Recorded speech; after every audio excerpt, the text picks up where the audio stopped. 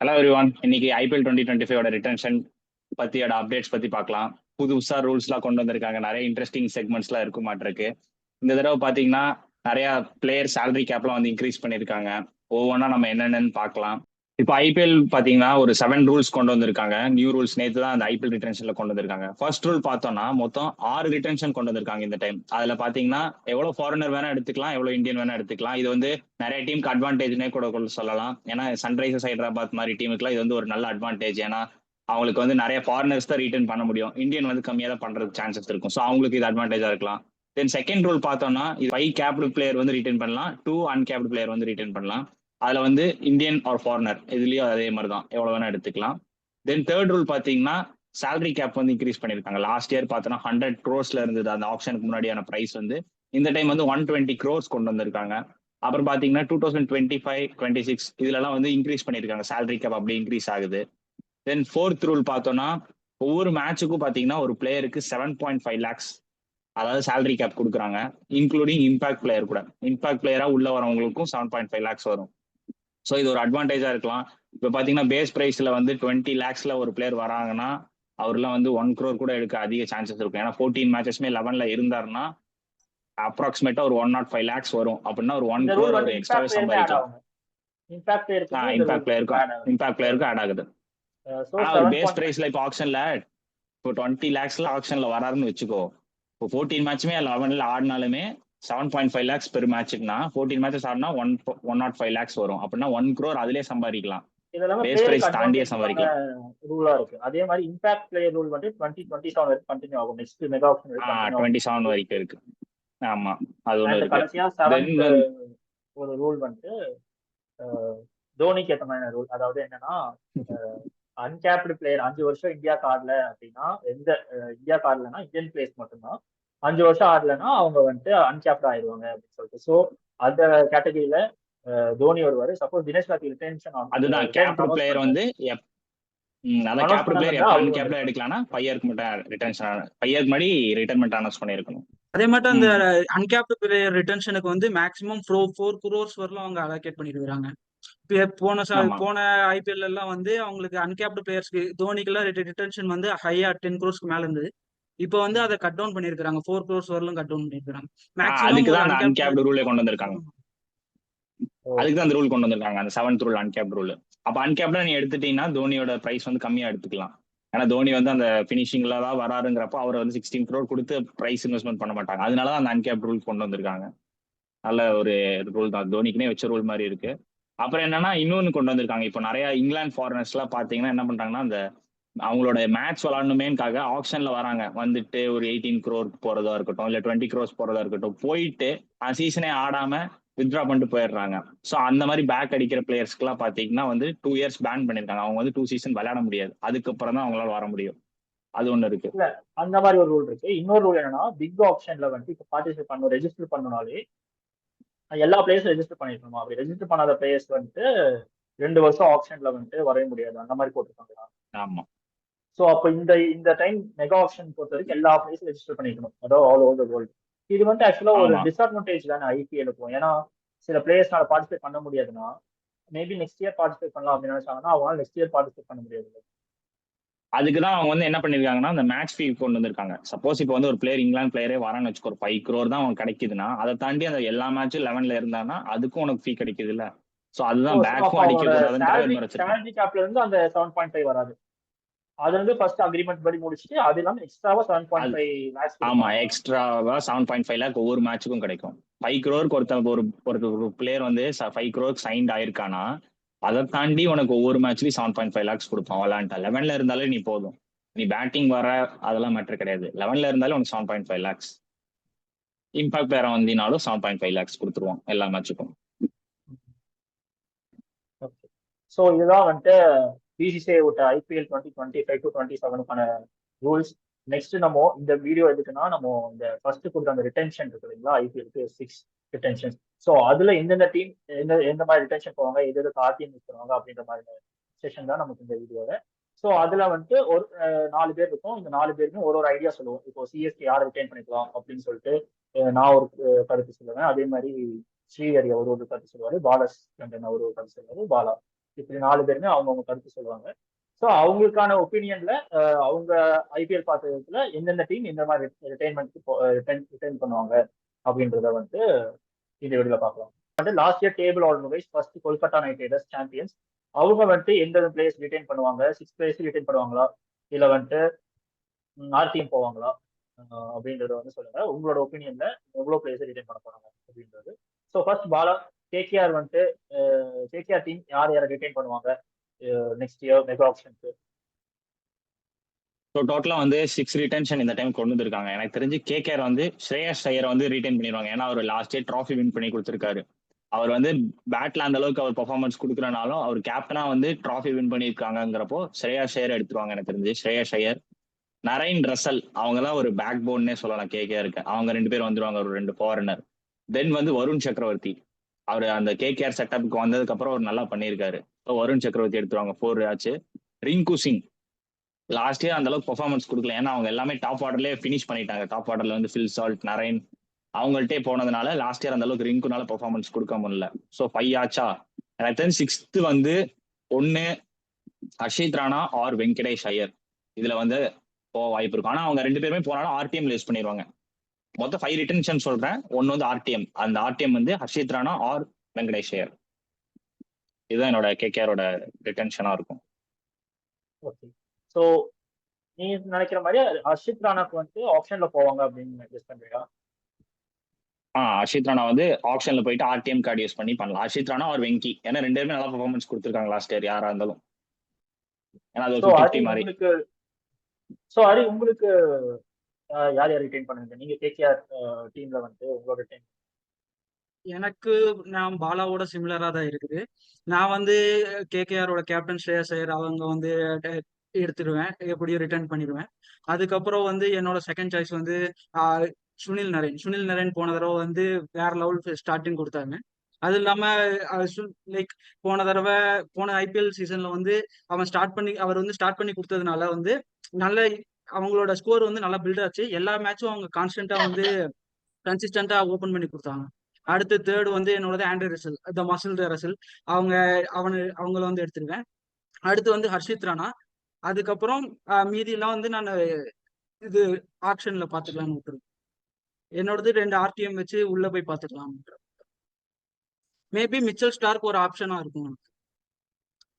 ஏன்னா அவங்க போன தடவை அவங்கள வந்து ஹையஸ்ட் பிட் பிரைஸ்ல எடுத்திருக்காங்க. மேபி என்னோட சாய்ஸ்ல வந்து மிச்சல் ஸ்டார்க் இருக்கும். ஓகே. அண்ட் பாலச்சந்திரன், நீங்க வந்துட்டு கேகேஆர் மேனேஜ்மெண்ட்ல எந்தெந்த பிளேயரை ரிட்டைன் பண்ணுவீங்க? கேகேஆர்னு பார்க்கும்போது இல்லை, நான் மொத்தமாக எல்லா டீமுக்கும் சொல்றது என்னன்னா, எல்லாருமே 5 ரிட்டன்ஷன் கொடுத்துருக்காங்க. ஸோ 5 ரிட்டன்ஷன் பார்க்கும்போது அங்கேயே உங்களுக்கு வந்து ஒரு 79 கோர்ஸ் பக்கம் போயிடும். அப்புறம் ரிமைனிங் இருக்கிறத வச்சுதான் வந்துட்டு 5 மட்டும் தான் பண்ண முடியுமா? இல்ல 6மே பண்ணலாம். 6 ரிட்டன்ஷன் 6மே பண்ணலாம். 6ஐயும் சேர்த்து நீங்க பாத்தீங்கன்னா ஒரு 84 crores நியர்ஸ் அது போயிடும் அப்படியே. ஏன்னா இவங்க தேர்டு பிளேஸ் வந்து 18 crores போட்டிருக்காங்க, 4th பிளேஸ் வந்து 11 crores போட்டிருக்காங்க. ஸோ இந்த மாதிரி அவங்க பிரிச்சு போடும் போது எல்லா டீமுக்குமே பாதிப்பு இருக்கும். அப்போ எல்லா டீமும் என்ன ஸ்ட்ராட்டஜிக்கலாக யூஸ் பண்ணுவாங்கன்னா, ஒரு 3 or 2 பிளேயர்ஸ் நம்ம ரீட்டைன் பண்ணிட்டு மிச்சத்தெல்லாம் ஆர்டிஎம் பண்ணலாம் அப்படிங்கிற ஒரு ஆப்ஷன் போவாங்க. மேபி அப்படி போனாலுமே நியர்பை இந்த மாதிரி டேமேஜஸ் இருக்காது நினைக்கிறேன். ஸோ அப்போ கேகேஆரோட பிளான் பார்த்தீங்கன்னா ஸ்ரேயஸ் ஐயர் எடுத்துருவாங்க. மேபி அவர் வின்னிங் கேப்டன், ஸோ அதனால் அவர் விட மாட்டாங்க. அண்டு சுனில் நரேன் ஓப்பனிங்கில் வந்து நல்லா பண்ணார், ஸோ அவரையும் எடுத்துருவாங்க. அண்டு ஆண்ட்ரே ரசல் எடுப்பாங்க. என்னோட இன்னொரு பாயிண்ட் ஆஃப் வியூவில் வருண் சக்கரவர்த்தி ஓகே, அண்ட் வெங்கடேஷ் ஐயர் அவர் ஹர்ஷித் ராணா. இந்த மாதிரி சுச்சுவேஷனில் ஸ்டார்க்கை கண்டிப்பாக விட்டுருவாங்க. ஏன்னா அவருக்கு ஸ்டார்க்கை ரீட்டைன் பண்ணால் அதிக ப்ரைஸுக்கு தான் ரீட்டைன் பண்ணணும். ஸோ ஸ்டார்க்கை விட்டுட்டு மேபி ஆப்ஷனில் பிடிக்க வாய்ப்பு இருக்குது. இதுதான் என்னோட கேகேஆரோட full retention updates. Okay. So என்னோட ரிட்டன்ஷன் ஆஃப் கேகேஆர் டீம் பார்த்தீங்கன்னா, என்னை பொறுத்த வரைக்கும் அவங்க பாலச்சந்திரன் சொன்ன மாதிரி தான் 6 பிளேயருமே ரிட்டைன் பண்ணுவாங்களா அப்படின்னும் அது ஒரு நம்பிக்கை இல்லை. ஸோ அவங்க ரிட்டைன் பண்ணக்கூடிய பிளேயரா வந்துட்டு நான் பெருசாக எக்ஸ்பெக்ட் பண்றது ஸ்ரேயாஸ் ஐயரை விட்டுருவாங்க அப்படின்னு நினைக்கிறேன். பிகாஸ் வின்னிங் கேப்டன் அதெல்லாமே ஒரு பக்கம் இருந்தாலும் ஸ்ரேயாஸ் ஐயர் வந்துட்டு அவரோட பெர்ஃபார்மன்ஸ்ல வந்துட்டு அந்த அளவுக்கு பெருசா கேகேஆர் டீம்ல மற்ற பிளேயர்ஸை கம்பேர் பண்ணும்போது அவருக்கு கொஞ்சம் கம்மியாக தான் இருக்கு. ஸோ மேபி அவர் ஆர்டிஎம் மூலியமா ரிட்டைன் பண்றதுக்கு ட்ரை பண்ணலாம். அப்படி கூட பண்ணுவாங்க. மேபி ஹை பிரைஸ்ல போனாருன்னா கூட ஆர்டிஎம் யூஸ் பண்ணுவாங்க. எப்படியா டீம் கிடைச்சிருந்தாங்கன்னு சொல்லிட்டு. பட் ரிட்டைன் பண்ணுவாங்களா அப்படின்றது மாதிரி எனக்கு தெரியல. ஸோ நான் வந்துட்டு இவங்களோட ரிட்டென்ஷனை பார்க்கறது வந்துட்டு ஃபர்ஸ்ட் இவங்க சைன் பண்றது சுனில் நரேன் சைன் பண்ணுவாங்க. And Andre Russell. இவங்க வந்துட்டு எப்பவுமே இந்த 2 பிளேயர்ஸை வந்துட்டு ரொம்ப வருஷமா பேக் பண்ணிருக்காங்க, ரொம்ப வருஷமா இவங்க டீமை சப்போர்ட் பண்ணிட்டு இருக்காங்க. ஸோ அதே மாதிரி அவங்க பர்ஃபார்மன்ஸும் இருந்திருக்கு. சம்டைம்ஸ் டவுனா இருந்தாலுமே அவங்க அந்த எவரில் எப்படியாவது சரியில்லை கொடுத்துருவாங்க. ஸோ இவங்க 2 பேரையுமே ரிட்டைன் பண்ணுவாங்க. அண்ட் இந்த வருஷம் ஹர்ஷித் ராணா வந்துட்டு இவங்க கண்டிப்பா வந்து ரிட்டைன் பண்ணுறதுக்கு எனக்கு அதிக சான்ஸ் இருக்கு. ஸோ இவங்க 3 பேர்த்தையுமே ரிட்டைன் பண்ணுவாங்க. அண்ட் ஃபோர்த்தா வந்து வருண் சக்கரவர்த்தி ஆர் வெங்கடேஷ் ஐயர். இவங்க 2 பேர்த்துல யாராவது ஒருத்தர் ரிட்டைன். ஸோ 4 ரிட்டைன் பண்ணிட்டு பேலன்ஸ் இருக்க 2 பிளேயருக்கு வந்து ஆர்டிஎம் போகிறதுக்கு அதிக சான்ஸ் இருக்கு. மேபி ஒரு மிச்சல் ஸ்டார், ஏன்னா அவரோட ஹியூஜ் பிரைஸ். அவர் ரிட்டர்ன் பண்ணாலுமே இது பண்ண ரிட்டர்ன் பண்றதுக்கு வாய்ப்பு இருக்கு. மேபி 5 ரிட்டன்ஷன் போனாங்கன்னா அவங்க ரிட்டர்ன் பண்ணலாம். பட் எனக்கு தெரிஞ்சு இந்த 4 ரிட்டைன் தான் பண்ணுவாங்க எனக்கு. Sunil Narine and Andre Russell and தேர்டா வந்து ஹர்ஷித் ராணா ரிட்டைன் பண்ணுவாங்க.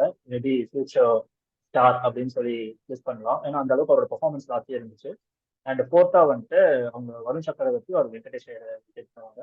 அண்ட் ஃபிஃப்த் ஆப்ஷனா பார்த்தீங்கன்னா மிச்சர் ஸ்டார் ஆர்டிஎம் போகிறதுக்கு அதிக வாய்ப்பு இருக்கு. அண்ட் ஸ்ரேயா சேருக்கு ஆர்டிஎம் போகிறதுக்கு அதிக வாய்ப்பு இருக்கு. ஸோ இதுதான் என்னோட retention of Kolkata Knight Riders. So அவங்க டீம் பார்த்தீங்கன்னா இப்போவே வந்து ஒரு பக்கம் பேலன்ஸ்டாக இருக்கு. அவங்களுக்கு 2 ஆல்ரவுண்டர்ஸ் இந்த இதுலேயே வந்துட்டாங்க.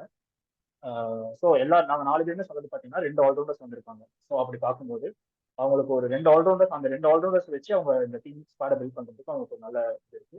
அது இல்லாமல் லாஸ்ட் இயர் பெர்ஃபார்ம் பண்ண பிளேயர்ஸுமே எல்லாமே நல்லா பெர்ஃபார்ம் பண்ணுவாங்க. ஸோ அவங்க இந்த ஆப்ஷன்ல வந்துட்டு நல்லாவே மூவ் பண்ணுவாங்க அப்படின்றது கெஸ் பண்ணுறேன்.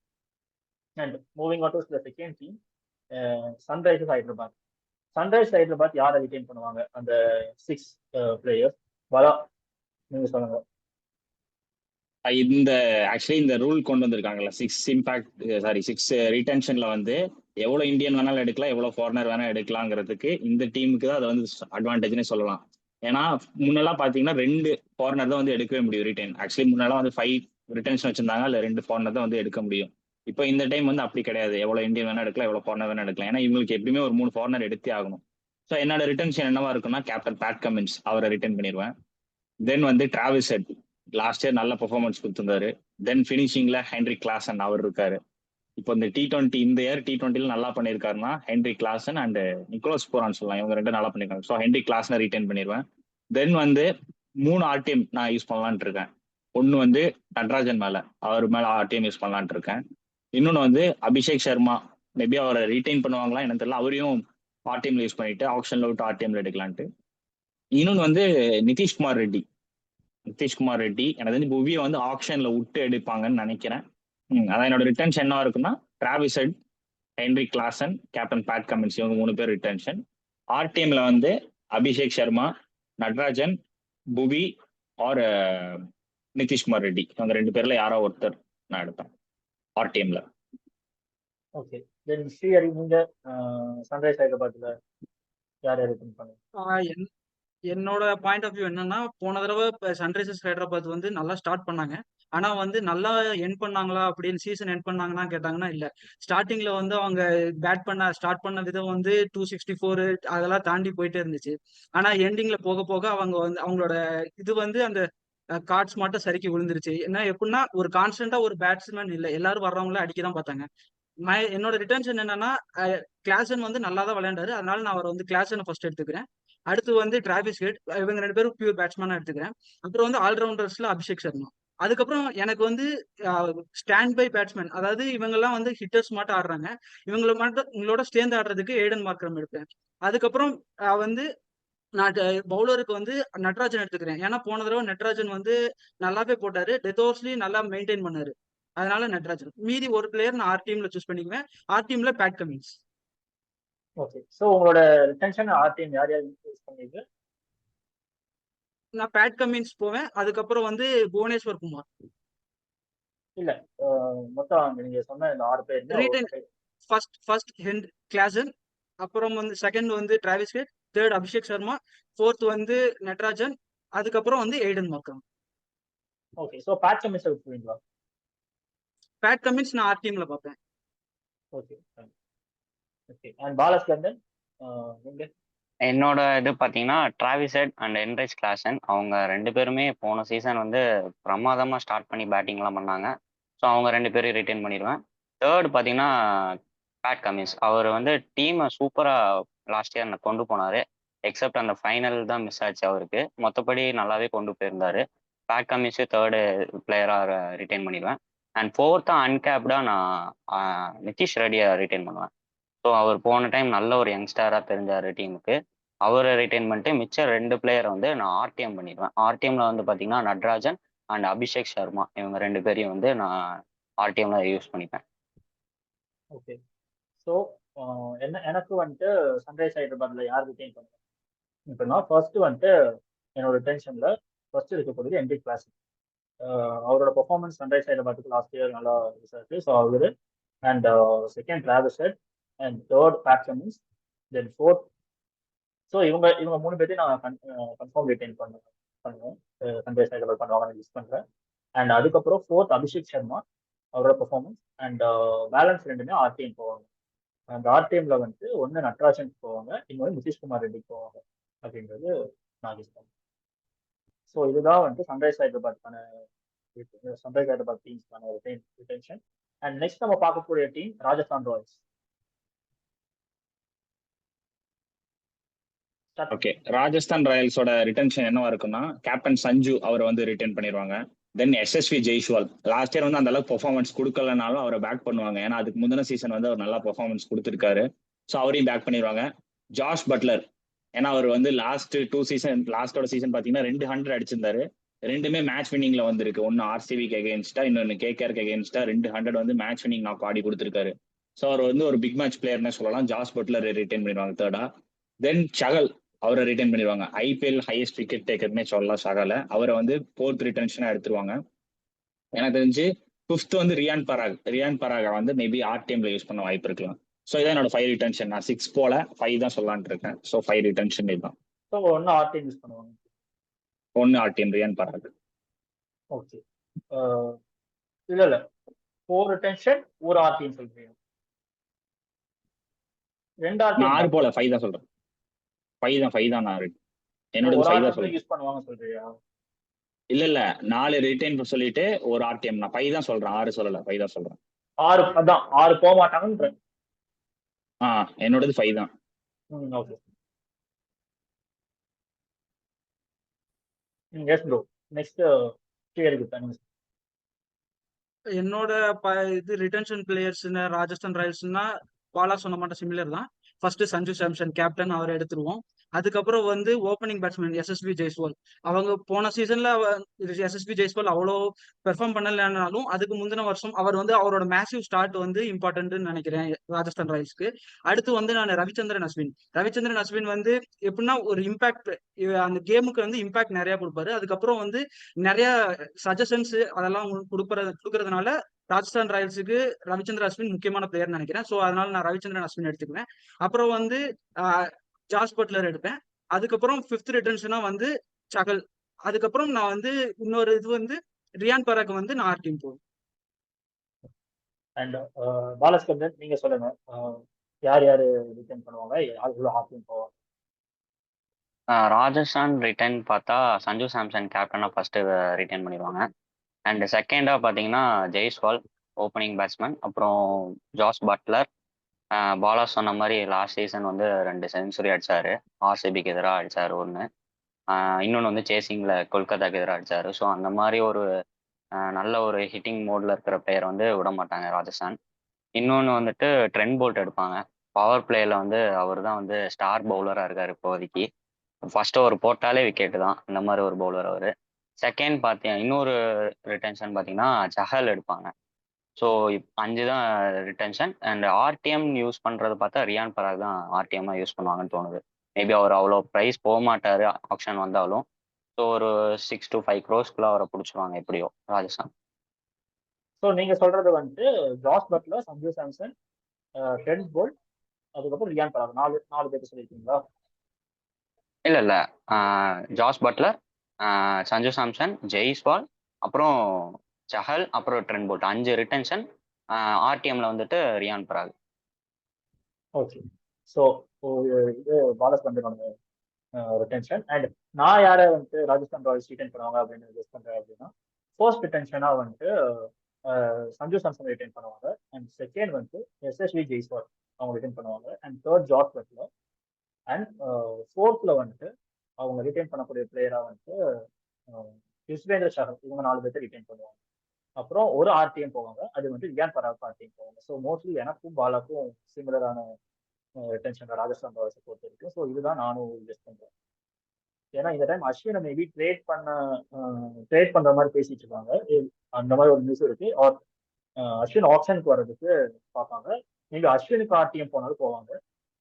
இதே என்னோட கெஸ். பட் மெயினா வந்துட்டு ரியான் பராக் ஆர்டிஎம் யூஸ் பண்ணுவாங்க. இதுதான் ராஜஸ்தான் ராயல்ஸோட ரிட்டன்ஷன்.